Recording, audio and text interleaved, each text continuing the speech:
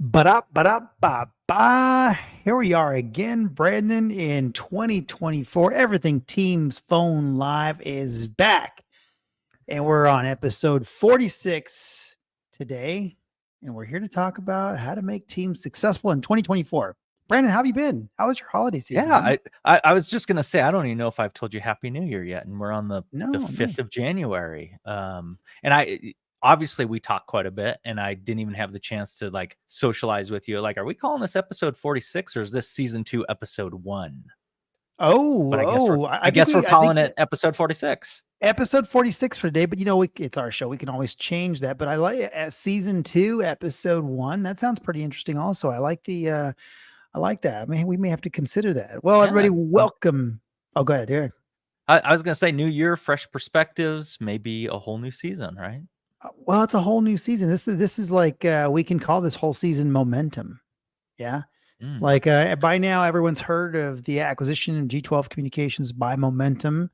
And so it's pretty exciting to be brought into a new organization, and you get to see what you do as an organization, G12 Communications. What you do now is, you get to identify additional resources, figure out the overall global strategy for Momentum, which is really exciting. Like the leadership at Momentum, I think is doing an excellent job because the acquisitions they make actually are very meaningful and you can understand them. So as an example, every now and then you see organizations just acquire just to build a base of revenue, right? It's not how it goes here at Momentum. There's really good strategy behind the acquisition process and the acquisition targets that they've got. So it's pretty exciting. So you'll continue to see more and more news on some additional ones. So that's always pretty exciting. But 2024. Teams, Yeah. the year of teams is what I'm calling it. What do you think? The momentous year of teams. Oh, look at that. I see what you did there. A little drum tap right there. I see what you did. I see what you did. Okay. Well, let's see. What we're going to talk about today is how to make your organization successful in adopting Microsoft Teams in 2024, because there's a lot of things that we were able to identify in 2023. Brandon, particularly from a technical perspective, has great insight on trends from a technical perspective, what's happening inside organizations, what organizations are looking for, what seem to be some roadblocks for organizations adopting Microsoft Teams. And in addition to Brandon's perspective, we have Kevin Keeler from Enable UC. He's going to join us midway through the call. It's almost going to be like a real radio station call, like an old school, like, let's see what caller comes in today. Right. That's But it's right. going to be, we know it's Kevin. He's going to be our 10th caller. And so we're going to have Kevin join us. He wrote an article that I thought was really, really good. And it was quite frankly the inspiration for the show today. And it's he writes a blog post called Taming Teams. And it's a weekly newsletter rather than a blog post. So it's a weekly newsletter, Succeeding with Teams Phone in 2024.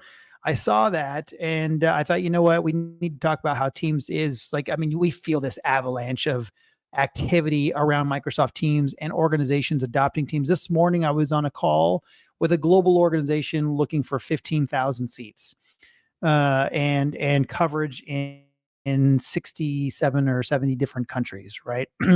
And so you feel this avalanche of activity. Then 30 minutes later, ready? 30 minutes later, I was on another call with sales engineering internally to Momentum, and someone was looking for 50 users for Microsoft Teams, right? So you look at this and the range, I mean, 50 users to 15,000 users and everything in between is who Microsoft Teams is good for. It's really clear to us because we see all this activity. Organizations are very clear. The 15,000 user organization was very clear. We are a Microsoft shop. We are on an integrated solution today and physical phone systems today. And we need to get out of that. And we want to be completely cloud, equipment free, and in all the countries they can consume. And in some cases, they will do what's necessary to bring their own dial tone into Microsoft Teams if we so chose. And that's maybe something you can talk about, Brandon, which is a pretty interesting concept that we support here. And we'll just talk about some of the numbers that Teams has out there now. So Kevin's going to join us midway through the call. We're excited to welcome him and talk about his article specifically then. But from a technical perspective, Brandon, let's talk about what trends you're seeing, what you saw in 2023, and how we can adapt and help organizations make the move necessary to be successful in 2024. Yeah, I mean, my brain's all over the place. So I'm just going to start piggytailing right off of what you just said around Microsoft and Teams Phone, and it kind of becoming the forefront of what I would say the forefront of anybody's solution should be, whether you're a shop of 5 employees or you're a single user or you're that 15,000 user seat deal. Microsoft Teams ecosystem, and in particular the Teams Phone, the way Microsoft has designed it, while highly complex and can tend to be confusing to people who aren't, knowledged in the area or have experience in that area, Microsoft has actually done a really good job of creating an ecosystem where if I'm a single user or I'm a small shop and I just want my all-in-one collaboration, I can literally go in, work my way through their portal, click, click, click, click, boom, I've got phone service, I've got collaboration, I've got Teams meetings, I've got it all. And Microsoft has kind of leveled that playing field in. They're not necessarily gating a 5-user shop or a small company with, oh, we don't want to talk to you because you're too small for us. Right. It's a pay per model licensing that I can just go consume. And Microsoft has automated that whole experience for that size of a shop. And then they also cater to large volume stuff where you can get into some really, really complex solutions. And in 2023, as you mentioned, we saw it all. And I think there's a couple things that, common themes that reign true through 2023. And that was more just misunderstanding about what the Teams Phone system really is and can really do, as far as, and I think we'll get into it in this article that Kevin did around what the frustrations or the challenges are about adopting Teams. And I think it has to do with mostly lack of education, lack of training, lack of knowledge. And from there, it's once you start to pull that veil open or back and you start exposing the true power of the Teams ecosystem, I think then who we're talking to, they're starting to go, oh my goodness, let's go do this. And so technically speaking, you mentioned bringing your own PSTN connectivity. Microsoft doesn't gate necessarily the solution. So if we need to go reach into a country that's really hard to get into, we don't necessarily have to go figure that out, right? We can just go in there, buy local, what we would call in the US, ILEC territory, and connect it right into Teams in a very technical and custom solution. So there's all of that. That's a lot to unpack. And then on the forefront, I think the biggest thing I've seen is, and I've been in telecom for quite a while now, security for a long, long time was not the first part of the discussion. It was maybe the very last part of the discussion of, is your network secure? How do you secure it? Now it's, because Microsoft has taken this security first and they've marketed that on all of their products. So here's how we're secure. Here's all of our certifications. Here's how we prove it. It seems more and more, whether it's a big company or a smaller SMB, the first thing they want to know is, we know Microsoft's secure, but hey, operator, how are you secure? And I think that is also shifting the way we discuss telephony and telecom strategy. So that's just high level. Okay, you dumped a lot out there, Brandon, and I'm going to help. I'm going to help the the person that doesn't work at Momentum G12 Communications unpack a little bit of that. There were a couple of things that you said that were pretty interesting. Education, confusion, training. Those were all things that you just kind of said, and I want to unpack that just a little bit, because I think you're absolutely right. From I think Gartner's report came out, Microsoft Teams #1 in the Gartner report, right? Far right, high far right. Microsoft is far and away with Teams with 300 million subscribers and Teams Phone with 18, it's more around 18 million PSTN subscribers, is far and away the largest and best Teams phone phone solution out there, UC phone solution out there.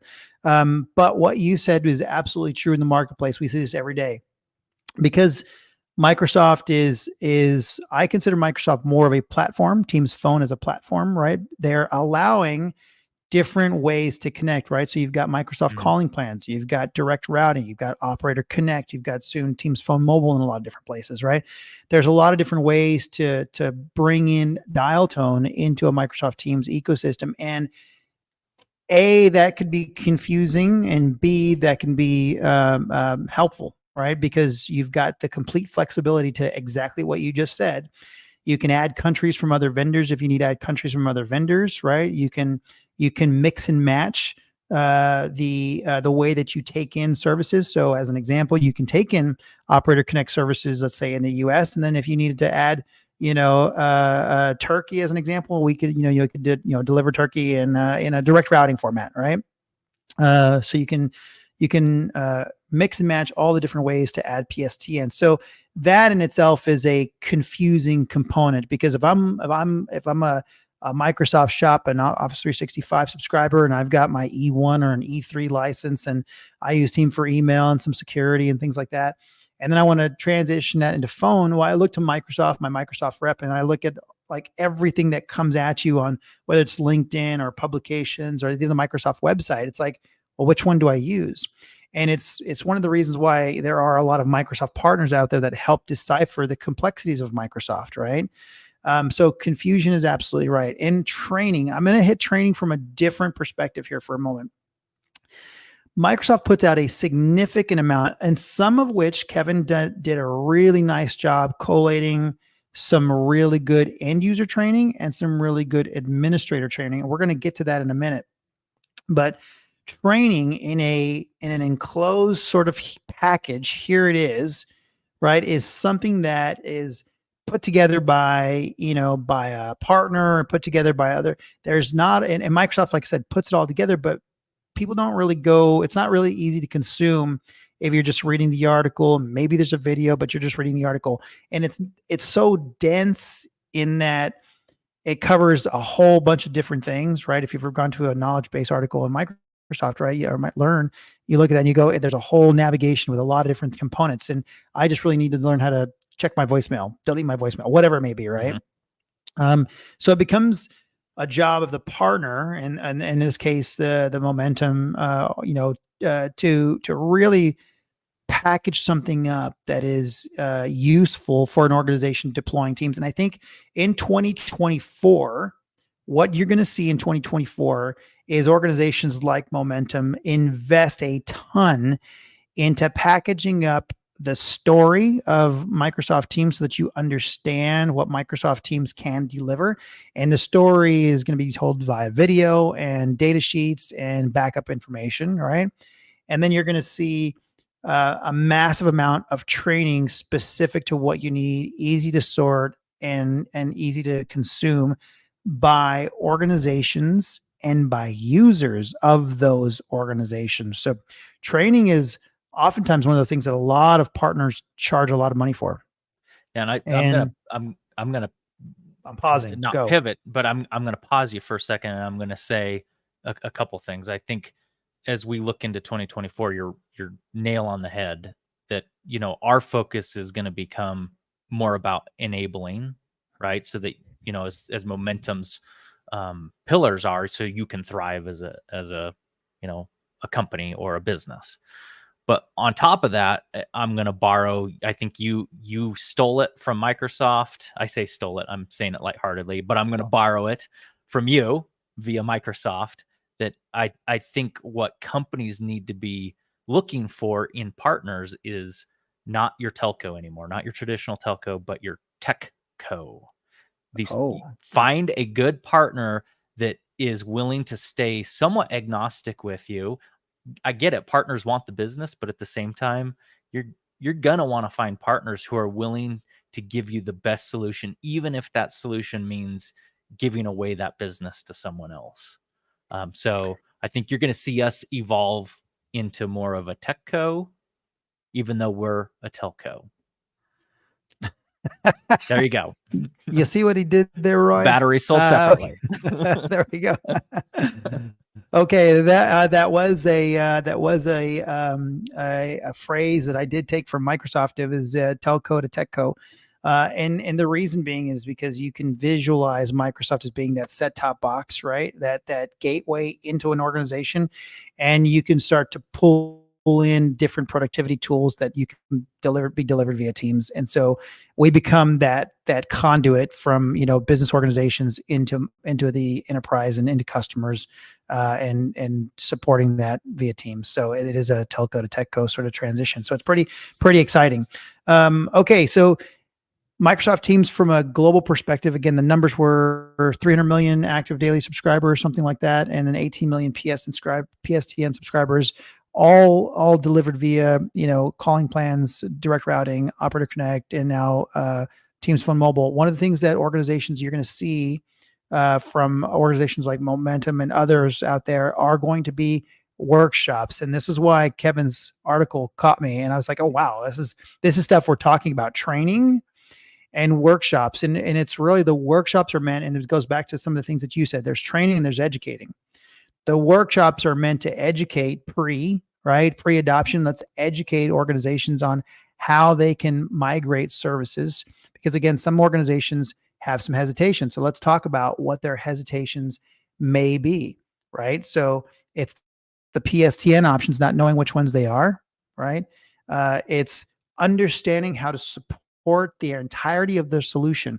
If you're a Cisco shop, let's just say, and everyone you out there, you know what I'm talking about here. You've got either gates attached to it, door actuators attached to it, overhead pagers attached to it. You've got all sorts of components, door alarm and ring, not alarm, but bell systems attached to it. Right? There's all sorts of devices that ingress your phone system today if you've got a physical phone system. And that is something that organizations are concerned about. We're going through this right now with larger organizations asking, how do we address very, very dense PSTN lines, right? Or POTS lines or analog lines. And we are going through and we're, working with those organizations to go and filter down what are those actionable analog lines, meaning you're going to click on something that does something so that can be connected into Teams so that you don't lose any functionality that you may had with a platform that's, it's connected to today. And then also looking at very, very dense solutions to help with the generic analog lines across an organization. So that was a big one, right? Supporting analog devices, training the end users. We just talked about training the end users a little bit. That's really important. Not to stop. Well, hang on. One more thing I'll talk about is integrating other solutions, right? Extended solutions, integrating whether it's contact center, CX solutions, customer service solutions, ticketing systems, right? Those integration pieces. And I think organizations, I think a lot of organizations that are Microsoft shops don't know that there is a portfolio of tools available to them, like Power BI for analytics, like Power Automate for workflow, right? So there's a lot of this stuff that happens there. I want to take a moment to talk about really quickly, and this is just to quick plug something. If you're in the Denver area, or even there's a lot of people that travel to the Denver area, but a lot of this stuff is covered in great detail in workshops at a show called CommsV Next. So there's some really, really smart people that put CommsV Next on. There's one in Europe and there's one here in the US. It's in Denver. It's in April. You guys can look it up on LinkedIn. But CommsV Next is a place that it's a great spot. It's really a user group aggregation show. It's not your typical sort of booths everywhere and sales everywhere. It's really a place to learn as a community what you can do in Microsoft and how you can be successful with Microsoft Teams Phone. It's really dedicated for phone service into Microsoft. Yeah. And it was very big last year. Yeah, and Oh, I good. was gonna give just one example of just what kind of user group it is. Like, so there was one session in particular where it was actually one of Microsoft's technical engineers, don't remember exactly what group she was in, did a whole session on just device management within the Teams and Microsoft Azure Active Directory, now Entra ID ecosystem, on how to handle firmware, securing those devices, what kind of exceptions you need. So that's the kind of show it is. You're going there to actually see it in motion, in action, and learning how it might help your business do these integrations that you're maybe not aware of today. I'm gonna it's an at Tracy Her right there. I think it was at Tracy Her, There you because go. Yep. Yep. the level of engineering talent that is there to literally help organizations deploy services and understand what they're deploying, and help them along if they stumble, was amazing. And so when we stepped into that show, in fact, that session I was a part of, we were there and we were blown away with the level of technical detail that was provided to the organizations.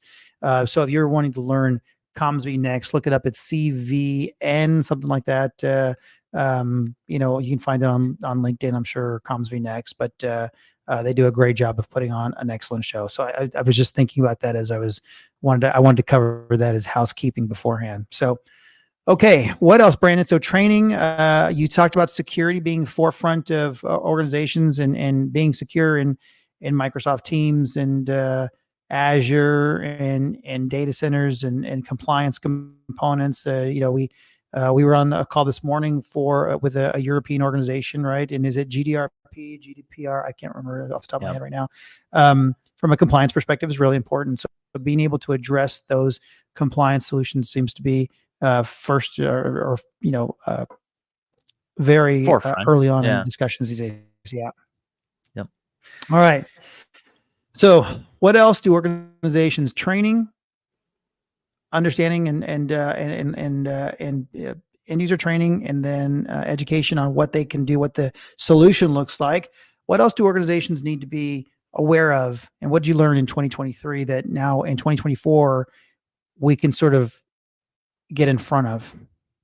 Yeah, I mean, for me, I think the big thing that I want to go really get in front of is this wave of the buzzword AI, right? How it's going to influence all things collaboration. And when you think about it, we live in the space, we're aware of it, we're surrounded by it, we can speak to it, but a lot of companies out there, that's not their focus as a business. That's not their world. That's not their life. They may not be aware of it. They may not even see it coming. Maybe they see it in the news. Maybe they don't.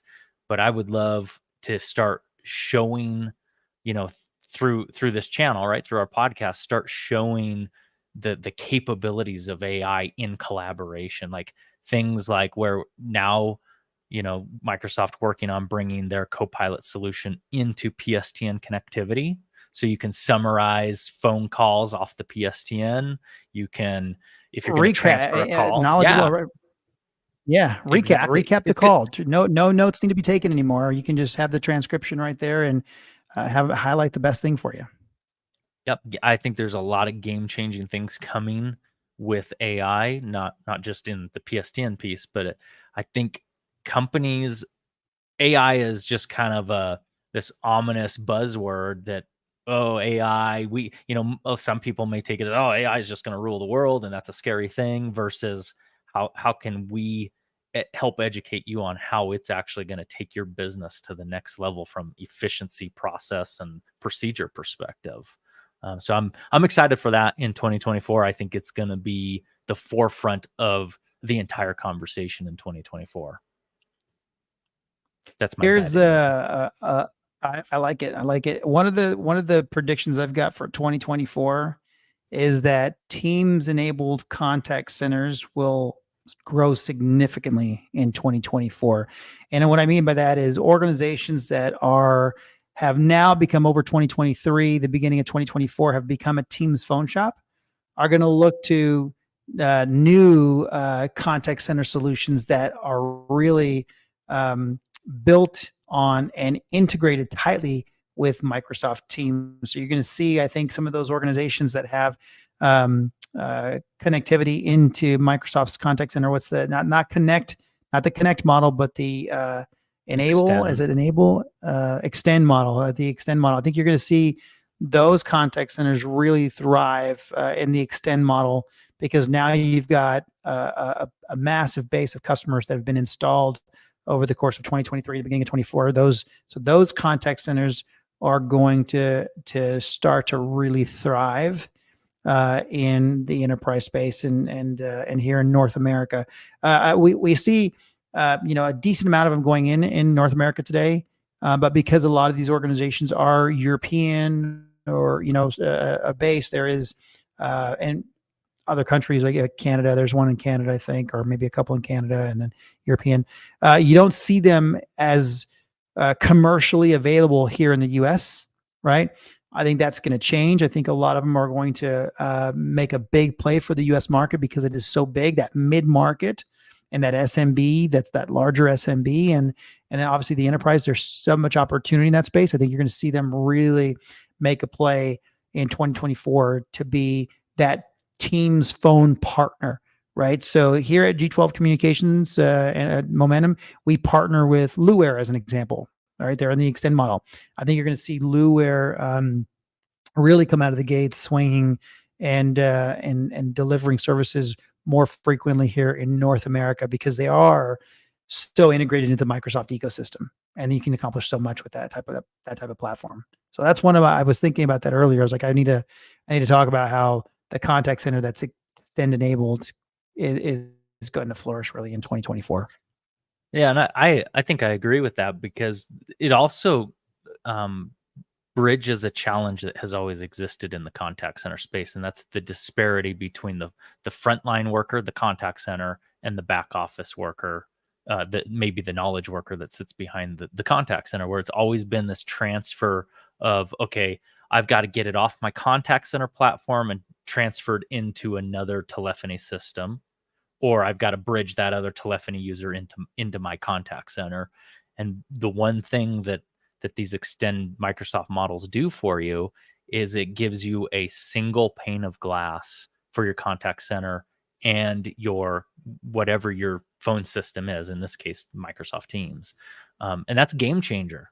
That's something I don't know that has caught up yet. People haven't maybe realized it yet, but I think that's going to be a huge reason people might start to look for that contact center solution. Is it simplifies their tech stack, it gives them level playing field, and it gives them that single pane of glass, analytically speaking.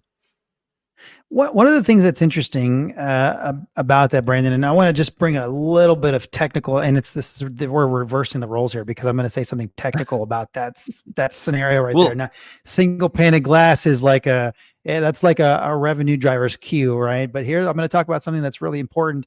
When you talk about the enable sort of platform, and you talk about sort of a single pane of glass, what's important to understand here is call flow.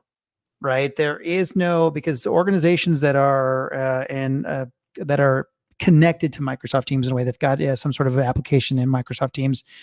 What you see is a call flow that comes, from the PSTN, right? It comes into a carrier and goes to that solution provider. And then that solution provider peers that call over into Microsoft Teams. What's different about what we're talking about when you talk about single pane of glass and the enable model, what's different is that call comes from the PSTN right to the provider like G12 Communications Momentum, and then right into the Microsoft Teams tenant, right, of the customer, and then right into that end user's single pane of glass.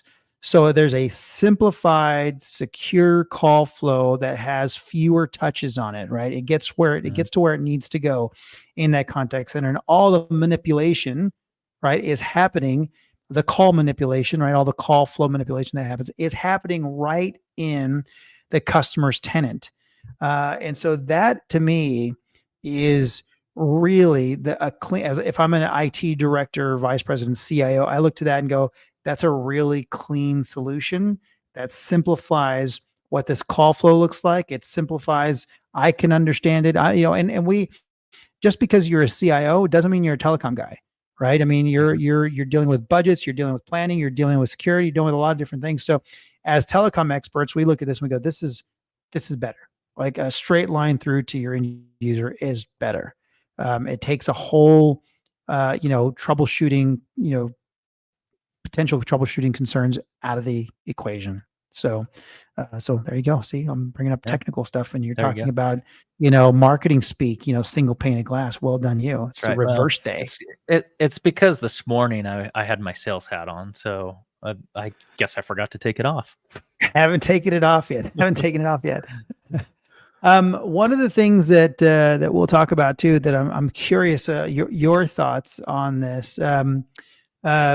Bring your own dial tone. You've accomplished this several times within our organization, and I what does that really mean? And I'm curious if organizations. I mean, obviously we've seen it deployed over and over again, so we know it's useful.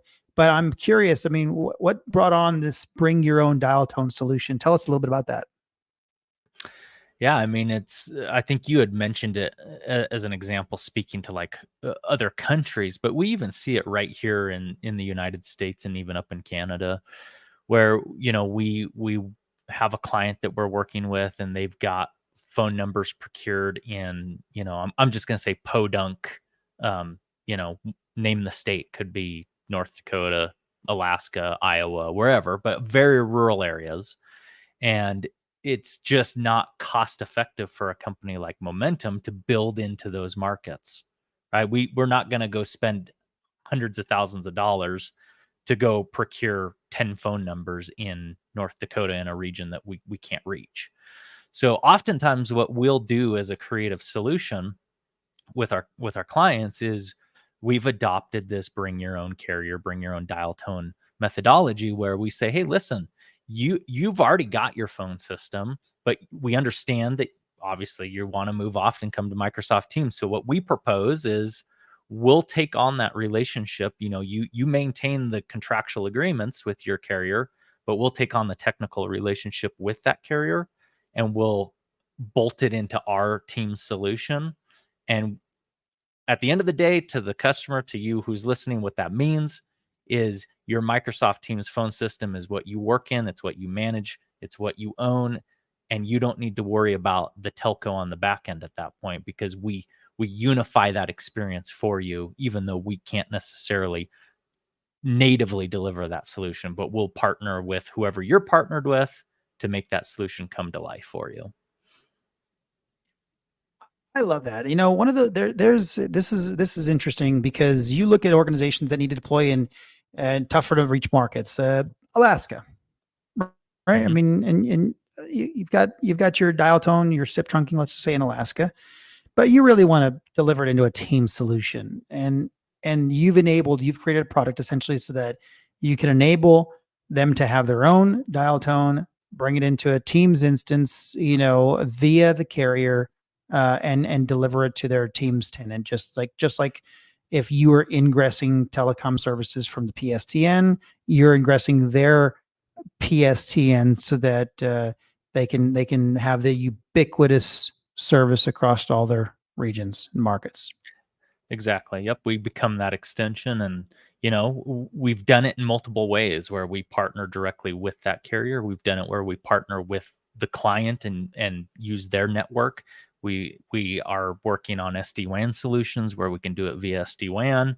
So we have I'm not trying to sell, I'm just saying we have a lot of different things that, as we've gone out in 2023 and had these conversations with our clients, we're listening to what their needs are, and we're trying to be sensitive to what their challenge is, and we're trying to partner and become creative in that solution, because we want our customers to succeed. And obviously we're passionate about Teams being the forefront, so we're looking at going, we know how flexible Teams can be, we know how that phone system works, and let's take that burden off the customer, and let's just go show them how powerful and robust we can deliver that solution for them on their behalf.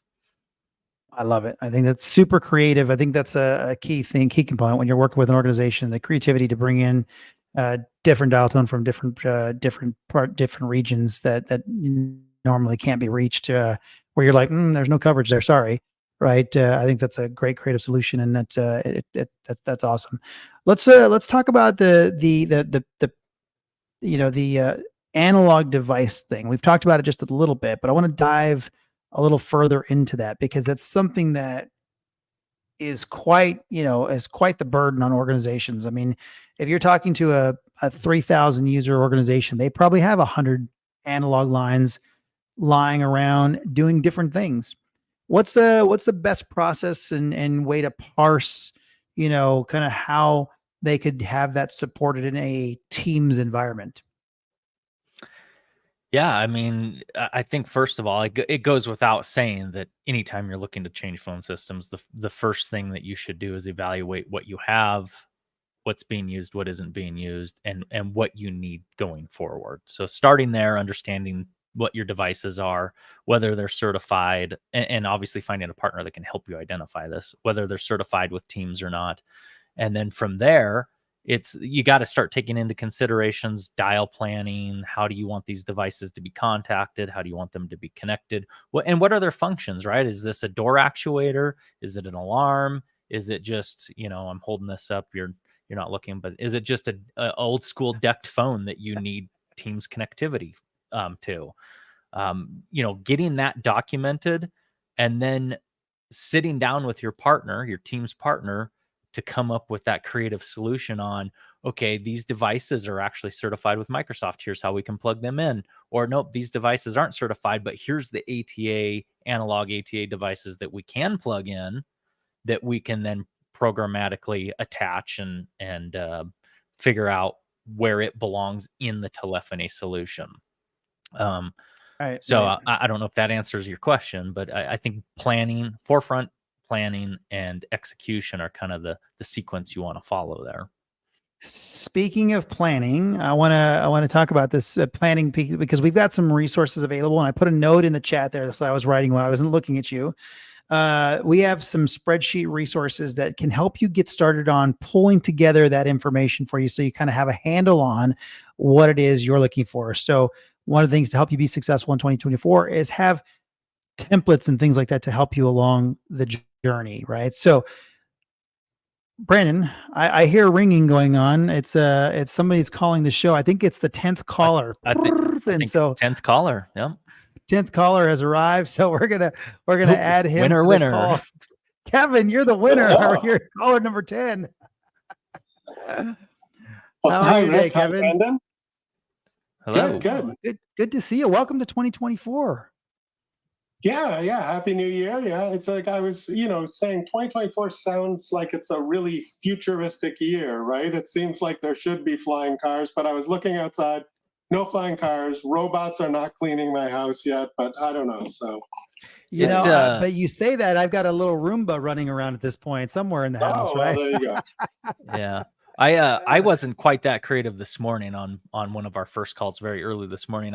I was told Happy New Year, and I think my response was, I'm stuck in 2023, but give me a cup of coffee and I'll catch up. There you go. Well, Kevin, we wanted to invite you on because as we were typing up the outline and the discussion for today, we were literally talking about how you become successful in 2024. I saw your post, and I thought, well, wow, what fortuitous timing. I said, I'd love to just reach out and see if Kevin can join us. And so thank you for making the time to hop on and talk about some of the things that organizations need to understand so that they can be successful in 2024, because we do feel like, 2023 was a momentous year for Microsoft Teams, right? Right. And we think that 2024 will be even bigger from a scale, because the availability of Operator Connect in more and more countries, the availability of providers that are coming into Operator Connect, Teams Phone Mobile that you're going to see more and more of. There's a lot of ways to kind of skin this Microsoft Teams phone cat, and I think you're going to see it flourish in 2024. So what are some things that, Kevin, you've identified that are some key components for organizations to learn?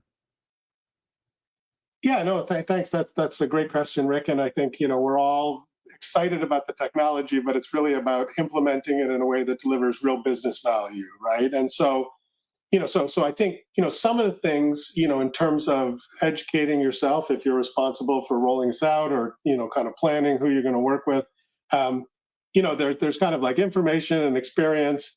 And then so first and foremost, I think it's important to figure out for your organization, if you're considering Teams to be your primary voice system, so Teams Phone, what are you expecting? Like, are you expecting to is it simplification? Is it about saving money? Is it about a better user experience? And so first and foremost, I'm a big believer in, to the extent you can, identify some real measurable success factors for the project. And, because that's what you're gonna have to make trade-offs. There's a lot of choices. There's like an overwhelming number of choices. I think I saw there was like 218 certified USB devices, and those were some were audio and some were video, but that's a lot, and you're not going to do a bake-off across all of them. But some of these measurable objectives is going to give you guidance in terms of, okay, what option should we even consider? So that's first and foremost, and then evaluate the viable options, of which there's going to be more, and try to do it transparently so that you can build consensus, right? If you're a larger organization, there's often lots of different points of view, including, oh, should we even use Teams Phone, right? And so I'm a big believer in evaluate, but build consensus, because at some point before you go forward, it's nice that at least most people on your team, are in agreement that this makes sense, right? So that's a starting point. And then there's a lot of other, technical areas that, I dove into in that article that recapped kind of this workshop that we ran with Greg Zweig from Ribbon. Ribbon was kind enough to kind of sponsor, because I think a lot of vendors, a lot of partners, a lot of, organizations, we all want to see, the right people implement Teams Phone. It's a great solution. It may not be this, I'm not going to say it's the solution that's right for everybody. But if it is right for you, we want it to be successful. And, so then there's a lot of technical things, including, and Microsoft puts out a lot of information. And, but I think, you were talking about some materials, and often, the secret is there's too many Microsoft materials. So you need somebody with expertise to actually weed it down, to curate the materials. And especially around, critical areas like E911, it's both a liability issue, but more importantly, I'm based in Toronto, Canada here. And so we don't have the same legislation that applies to the US, but certainly the organizations we work with, they have a health and safety desire to make sure if somebody has a medical emergency, when you pick up the phone or use your laptop and dial 911, that the right, that you get the right response, in a timely manner. So lots of materials on that, and but I think a lot of confusion as well. So we tried to look at that. One of the common things, and I don't know if you guys see this, but one of the common things that I come across is, between calling plans, direct routing, and Operator Connect, I come across a lot of people that think you have to pick one only, and they don't realize that you can mix and match, right? So yeah, you may need an on-premise or cloud-based SBC to deal with some integration. Maybe you've got analog devices like in the elevators that you're never going to replace. Yes, you can replace analog fax machines with an IP, a digital faxing service, but there are certain things you're not going to rewire, for alarm systems necessarily and things like that. So, but that's okay. You could have an on-premise, small on-prem SBC, or in a different, and you could also use Operator Connect or calling plans, for a vast number of your people, right? And so yeah, I think there's a lot of just the devil's in the details, right? And I touched on a whole bunch of different areas. I don't know if any of them. I want to, so I want to go back to when you first started this conversation. What the organization is looking for. I thought that was pretty interesting, because oftentimes what we see is organizations try to gain parity. Okay, so they're not looking at what advantages are we going to gain, what efficiencies can we gain, or what what am I going to give up? As an example, what can I give up because I'm going to gain some more things? How can I do a business process differently than I do it today?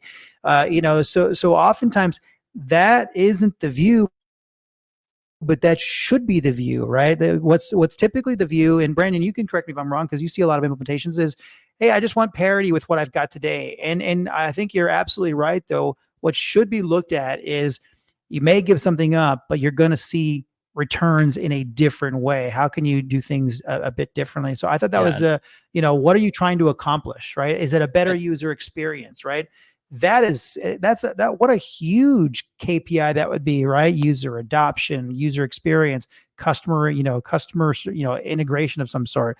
There's a lot of gains in that versus let me just try to gain parity to my 20-year-old system, right? And it's not just parity that I see. It's they want the parity, but then they oftentimes run into frustration and they get upset because while the parity's there, they don't understand how to execute that feature set to understand that one doesn't equal one, meaning it's not an exact match on the other side.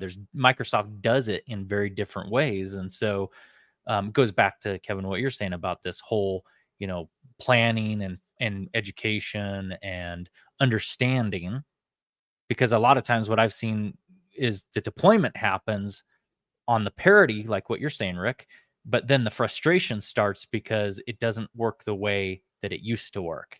And oftentimes they get told, but it's doing what you asked us to do, but now they're frustrated because they weren't properly trained, or we as their partner didn't maybe do enough for them up front. So that's my observation.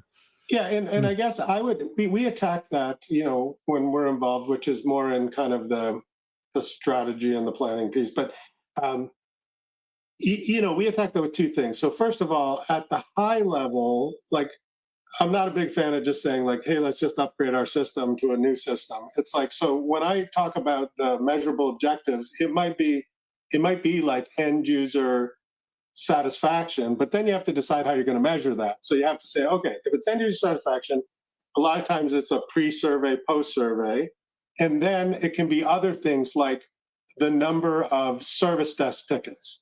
We know there'll be a blip, but after, within 6 months, we expect there to be less than or equal to the number of support tickets for our legacy system. That's, and we're gonna survey people to say, did you receive enough training? Because for the most part, when we do surveys, the answer is always no. But if you commit, if that's important to you, if you're saying we're doing this to improve the end user experience, then by God, you better survey the end users and before and after, and you're not done, and you don't get to give yourself a check mark until that you meet that. Now, so therefore, then when people are down in the weeds and they say, well, we did the feature by pressing this button here, we want to press this button here, you're able to say, wait a second. Remember, our objective wasn't to create the exact same buttons, or, you had overhead paging. Well, we didn't say we needed overhead paging. We said we have to meet a better end user experience. How about this? If we instant message somebody, if the users think that's a better experience, then you're okay. So a lot of times in that more detailed, when we drill down, I spend a lot of time saying, no, that's a how. What are you trying to accomplish? Oh, you need to alert somebody in the plant that there's something. Okay, that's the what. Now let us figure out the how, because Teams works in different ways, and some of them are better, right? What a great perspective. I think that's fantastic, because I don't think it's oftentimes that kind of discussion happens if the customer doesn't have a consultant, Tanny, that's different from their partner, as an example, right? That's a really, really good way from a strategic perspective to address why you're doing something and how it can be differently, but why you're doing something. I think that's really exciting. One of the other things that you mentioned was the training component. Again, is that and is that leading up to the strategy piece of it, where the training is part of, we're just accomplishing what we strategically set out to do, and is training geared towards accomplishing that same goal? Yeah, 100. Well, I mean, if your objective, if your objective was, I don't know, your objective was just save cost and you didn't care that nobody knew how to use it and they all hated it, then maybe training's not important. But, for the most part, any technology implementation to get the return on investment, you're assuming adoption, right? If we deploy some new technology, organizations assume that people are going to use it. And so adoption is a good measure. And a lot of times, if you don't have sufficient training, people will opt out. And if you track things, you can find like, well, you say, well, how could people opt out if I take away their desk phone? I'll tell you what, they might pick up their mobile phone that you might be paying for. And maybe all of a sudden now your mobile bill goes through the roof because they say, yeah, you took away my desk phone that I knew how to use. You never really trained me properly on either this Teams phone or my laptop. So I'm just going to use something else that I'm going to bill to the company anyway, right? So I would say for most organizations, training is, a critical piece. A lot of IT groups are afraid to survey the end users because but I try to encourage people, be courageous, right? Ask people, did you receive sufficient initial training? And then, if you're running these projects and these deployments, especially at large organizations, think about the training for the IT staff, the help desk staff, right? Because these people, like the TAC, the Teams Admin Center, that works a lot different than whatever you were using with some legacy system.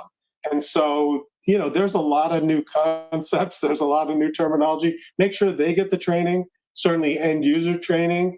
But, like I'm a big believer in, especially like executive admin training or administrative assistant training. These are important people, and they're often answering calls on behalf of important executives. So a lot of times we create some custom training for those specific people as well. But then ask them like, hey, was this sufficient? And then training isn't also one and done.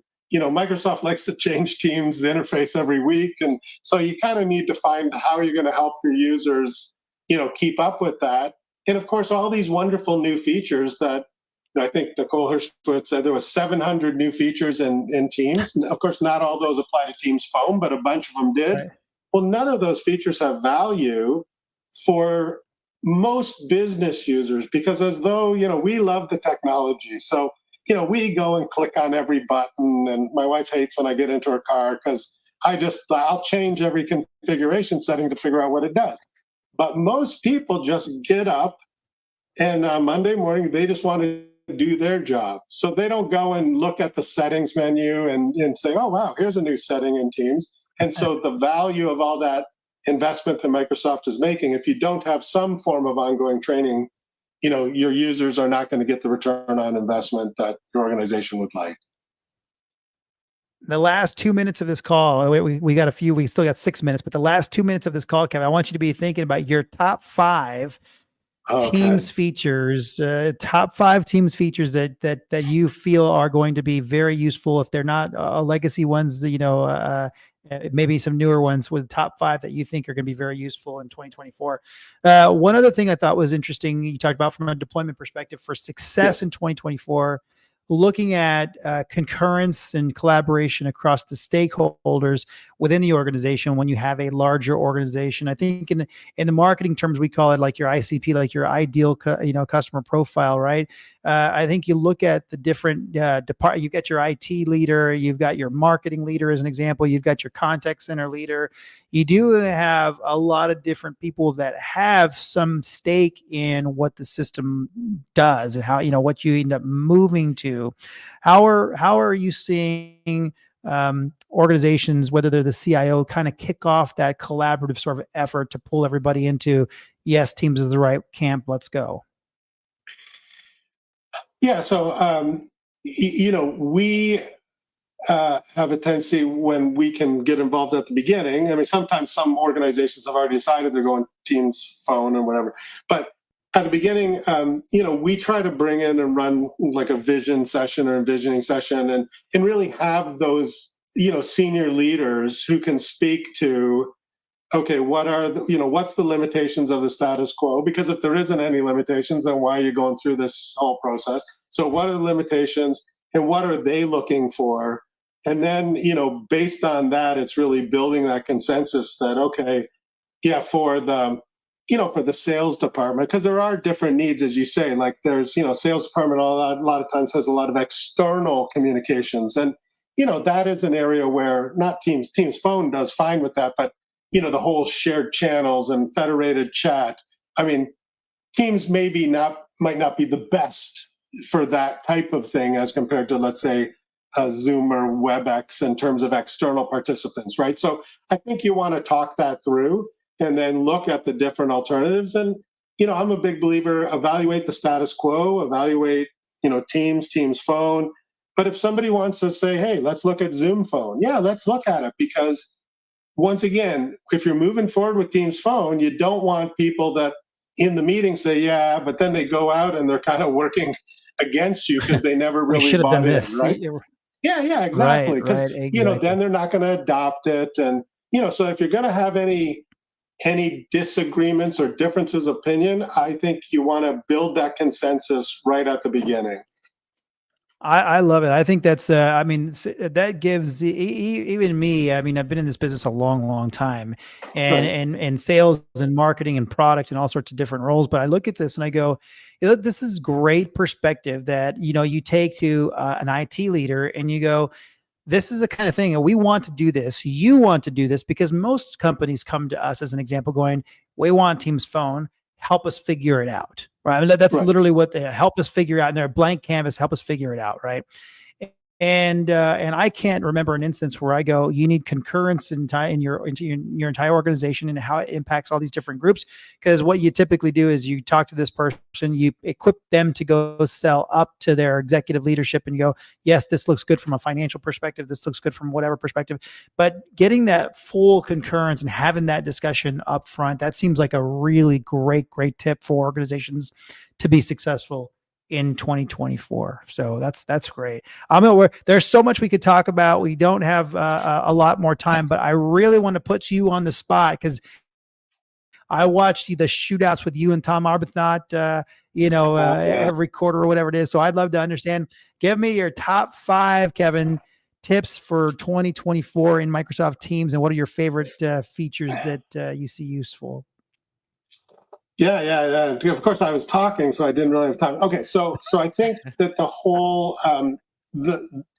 shared calling plans, the ability to use shared calling, is a terrific opportunity. We just finished a review for an organization, 3,000 or so people, and they were way overpaying for their, some of their PSTN because it just wasn't right size. And they were using calling plans. And, I think a lot of times like concurrent channels on direct routing or operator connect, you can really kind of save money. But the broader thing is so here's the top thing is use the built-in analytics to figure out what people are using. And either that says, hey, they should be using this, in which case there's maybe a training or, just some knowledge communication, or hey, these guys are over licensed in this and they don't really need it. So, and I think that shared calling plans and some of the calling options that for the PSTN have changed. So look at that. That's more of kind of an IT thing because the end user doesn't really know as long as they can make or receive calls. Now let me think. It's strange. We're at a strange. I'm a little challenged because like some of the things like some of like the slash commands and things that were like do a test call before an important call. If you're using the new Teams 2.0, a client versus the whatever Teams Classic, some of those don't exist. So I would say so. Certainly if you're going to have a call, like when I jumped on this call, my one set of thing was the audio was really staticky, right? But it obviously was my end, so I switched to a headset. But if this was an important call, it would really be nice to know that. So I would say, if you have the slash test call and I don't think they brought that back I love yet. the slash test call. Right. So I don't know. Is phone a it gone in friend the new before- teams? I didn't know it was gone. Yeah, when I last looked, but I haven't looked every week. But when we did the last Tom Arbuthnot and I tips and tricks, I was like, there was slash commands, meaning they got rid of some of my favorites. And that was one, at least at the time. So what I would say is, before an important call or important presentation, either do the slash test call or phone a friend, right? So, and then obviously Copilot is going to be huge. I mean, I expect very soon now it will be truly generally available as opposed to just, enterprise So generally 300 and available. above. But Yeah. So I expect certainly likely sooner, but certainly by Enterprise Connect. So I expect that it'll be available. And that's great because there's obviously a lot of organizations, even large organizations, that don't want to commit to 300 annual licenses, because I think I did the math, it was $108,000, and you might just want to play with it. And certainly for an SMB, you don't have 300 people. So, but so Copilot is going to be huge in 2024. But training, I think, will be important on that. And that, like most new exciting capabilities, will initially surface inside of Teams, right? So, so I don't know. That's not 5, but we're kind of out of time. That's good. That's good. No, that's all. That's good. That's good enough there. I'm excited to see what 2024 brings, because I think Copilot is going to be huge. I mean, the continued adoption of additional devices on the analog front is pretty interesting, because the analog piece is one of those hurdles. What you see in every sort of enterprise deployment is they've got, we're dealing with hundreds of analog lines for some of these organizations that we're working with. So being able to address them in a more densely sort of in a dense device, maybe, I don't know. There's a lot of good sort of stuff coming out when it comes to integration with Microsoft Teams gateways and things like that. So I'm excited about that. Well, very good. Brandon, any final words, Brandon? Hey, I'm just glad that, Kevin, you ended on Copilot and kind of the whole AI, because before you joined, that was my 2024 prediction, is that AI is going to be the kind of the lead of the conversation, whether it's telco collaboration, just in general solutioning. I think 2024 and the topic of Copilot or AI is my bet for the year. I can't let us end on that, because mine was the enable or the what is it? Extend model contact centers are going to be very successful, I think, in 2024, as more and more organizations have deployed Teams. Now they look to integrate their contact center deeper into Teams via the extend model contact center solutions. Yeah, I think Brandon's going to win this one, but I don't know. I mean, my 2 sessions at Enterprise Connect are Teams and Copilot, and then Brent Kelly and I from Omdia are doing how to leverage the AI in your platform. So, of course, regardless of what you have. So, I think, I don't know. The market seems to have voted and said it's the year. I think you guys are right. I think you guys are right. I was just throwing out an alternative. On that note, he's not inviting you back. You're not getting invited back. Well, there you go. I know, but you can invite me back, Brandon. That's right. Well, that's right. You're always thank you for the invitation. This is I love kind of the information that you guys put out. Thanks so much, Kevin. We appreciate it. Have a good day. All right, Brandon, wrap us up, buddy. Let's wrap this thing up. Hey, Happy New Year to all of our listeners, and let's go out and be creative this year. Bye, everyone.